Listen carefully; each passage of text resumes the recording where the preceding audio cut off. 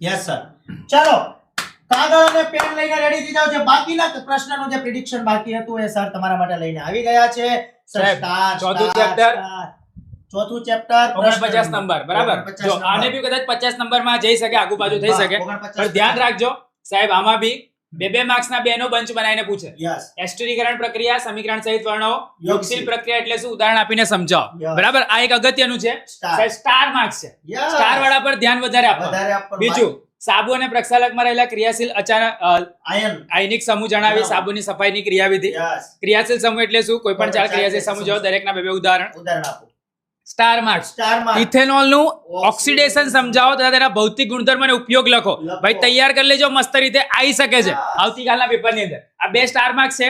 એ સિવાય સાયક્લોપેન્ટેન નું અણુસૂત્ર આપો, તેની ઇલેક્ટ્રોનિક બિંદુ રચના, આયનિક સંયોજન અને સહસંયોજક બંધનો તફાવત અને બંધારણીય સમઘટકો એટલે શું, પેન્ટેનના બંધારણીય સમઘટકો દોરો.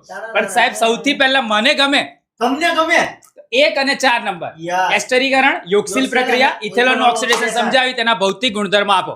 આ તમારો થઈ ગયો 49 નંબર.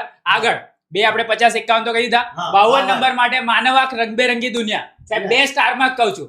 લઘુ દ્રષ્ટિની ખામી થવાના કારણો, હા. તેને કેવી રીતે નિવારી શકાય, આકૃતિ દ્વારા.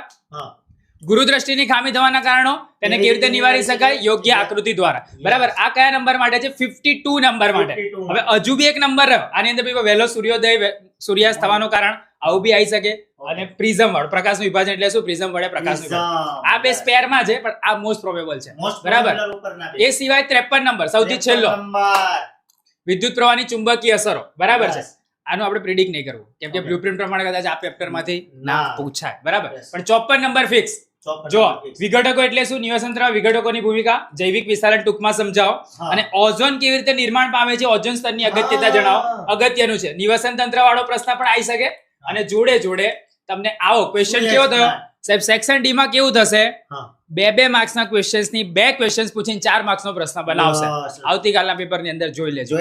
પછી એવું ના થાય કે આવું કેમ થયું, મેં તો મોટા 4 માર્કના કર્યા હતા, 2 માર્ક્સના કર્યા ના હોય પાઠના. તો 2 માર્ક્સના 2 ક્વેશ્ચન્સ ને બંચ બનાવીને તમને 4 માર્ક્સ ની અંદર આવી શકે છે.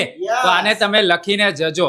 બરાબર. અને તૈયાર કરીને જજો, મેન્ટલી પ્રિપેર થઈને પણ જજો. સ્ટાર વાળા તો ભૂલતા જ નહીં હો બોપ. યસ. ચલો ઓકે ડન હવે બીજું પછી ભાઈ જોડાયેલા રહેજો આવું ને આવું વધારે ને વધારે માણવા માટે. ચલો સર ક્વેશ્ચન નંબર 40.